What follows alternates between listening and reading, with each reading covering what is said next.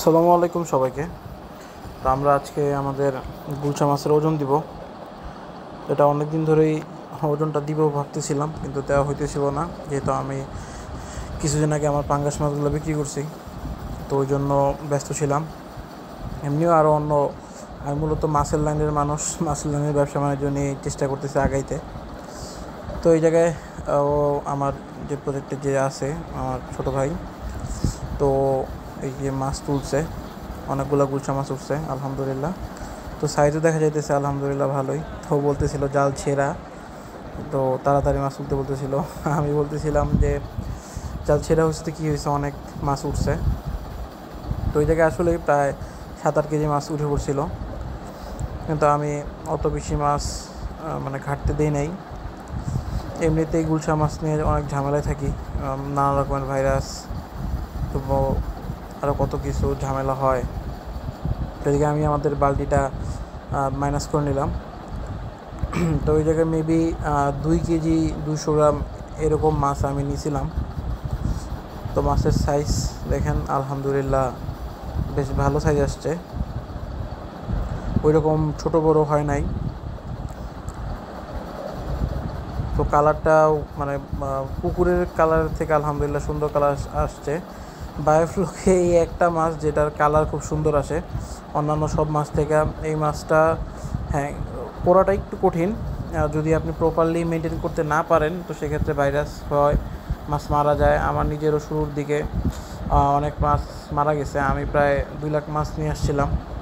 তা আমার একটা হিসাব প্রায় 30-40 হাজার মতো মাছ মারা গেছে একদিনে। আমার অক্সিজেন ফল্টের কারণে 14,000 মাছ মারা গেছে 1 নাম্বার ট্যাঙ্কিতে আমাদের। তো এরপরেও আলহামদুলিল্লাহ সব কিছুর পরে এখন প্রায় আমার গুলশা ছাড়ার পর থেকে বয়স মেবি 8 মাসের আশেপাশে। যেহেতু শীতের সিজন, আমি উপরে পলি দিয়ে নাই, তো আমার পানি ঠান্ডা ছিল, মাছ খাবার কম খাইছে অনেক। তো ওই কারণে শীতের সিজনটা আমার মোটামুটি বলা চলে মাছ অতটা বড় হয়ই নাই। তো শীতের পরে তো আলহামদুলিল্লাহ খাবার শুরু করছে। তো এই জায়গায় হ্যাঁ 2 কেজি 200 গ্রামের মাছই আমি নিছি। তো এখন ওগুলোতে হালকা পানি দিয়ে নিলাম। তো পানি দিয়ে আমরা গোনা শুরু করব। তো ওই আমার ছোটো ভাইটাও গুনতেছিল, আমিও একটু ওরে হেল্প করে দিয়েছিলাম, আগে দিতেছিলাম মাছটা গুনা। তো হয়তো ক্যামেরাতে অত বুঝা যাইতেছে না মাছের সাইজ, কিন্তু মাশাল্লাহ ক্যামেরা মাছের সাইজ মানে অনেক ভালো আসছে।